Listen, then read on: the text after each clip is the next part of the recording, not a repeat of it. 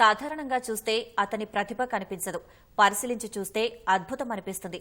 చదువుకుంది 5వ తరగతైనా సూక్ష్మ కళలో రాణిస్తున్నాడు. ప్రశంసలు, అవార్డులు దక్కించుకుంటున్నారు. మెదక్ జిల్లా పెద్ద శంకరంపేటకు చెందిన శ్రీనివాసాచారి గోరంత ఆకృతిలో అద్భుత కళారూపాల్ని చేస్తూ ప్రతిభను చాటుతున్నారు. సూది రంధ్రంలో ఇమిడేలా క్రికెట్ పిచ్, క్రికెటర్లను తయారు చేశాడు. చాక్ పీస్ ను వరల్డ్ కప్ గా చెక్కాడు.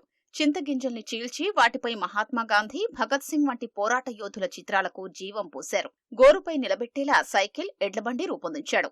అంగుళం పొడవులో అమరవీరుల స్థూపం తయారు చేశారు.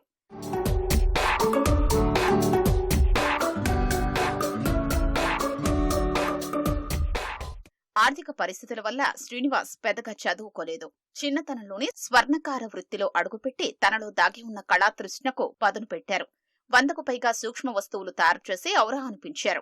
ప్రతిభతో పలు పురస్కారాలు అందుకున్నారు. సంగారెడ్డి జిల్లా అప్పటి కలెక్టర్ రాహుల్ బొజ్జా నగదు బహుమతి అందించారు. సూక్ష్మ కళలో ఎప్పటికైనా గిన్నీస్ బుక్ లో స్థానం సంపాదించేలా కృషి చేస్తున్నారని శ్రీనివాస్ చెబుతున్నారు.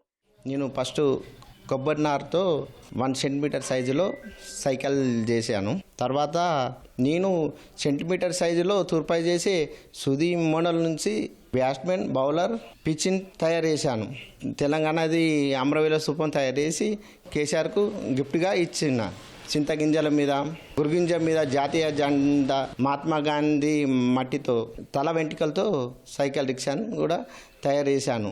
పెన్సిల్ పైన చిన్న శివలింగాన్ని, నాగ సర్పాన్ని కూడా గీశాను. మన ఇండియాకు వరల్డ్ కప్ రావాలనే కోరికతో ప్రపంచ కప్ను కూడా షాక్ పీస్ మీద చెక్కాను.